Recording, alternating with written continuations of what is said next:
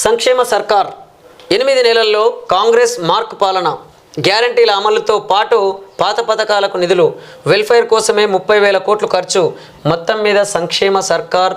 అని చెప్పేసి ఈ హెడ్లైన్ చూసినట్లయితే చాలామంది ప్రభుత్వ ఉద్యోగులకు ఇప్పటికే సకాలంలో ఉద్యోగాలు జీతభత్యాలు చెల్లించినటువంటి పరిస్థితి ఉన్నది అని చెప్పేసి చాలామంది ప్రభుత్వ ఉద్యోగులు వాపోతున్నటువంటి పరిస్థితి ఉన్నది మన రాష్ట్రంలో. ఇవాళ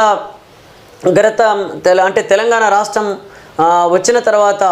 తెలంగాణ కోసం పోరాటం చేసినటువంటి ధూమ్ధామ్ కార్యక్రమాల ద్వారా కాలికి గజ్జగట్టి గొంగడి భుజానేసి పల్లె పల్లె తిరిగి పాటలు పాడుతూ ప్రజలను చైతన్యం చేసి ఉద్యమాల వైపు నడిపించి ఇవాళ తెలంగాణ రాష్ట్రం రావడం కోసం ప్రధాన కారణమైనటువంటి అనేక మంది కళాకారులు,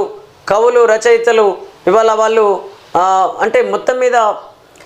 వాళ్లకు సకాలంలో జీతభత్యాలు అందించినటువంటి పరిస్థితి. దాదాపు 580 మంది కళాకారులు ఉన్నారు. ఈ రాష్ట్ర వ్యాప్తంగా ప్రభుత్వ పథకాలు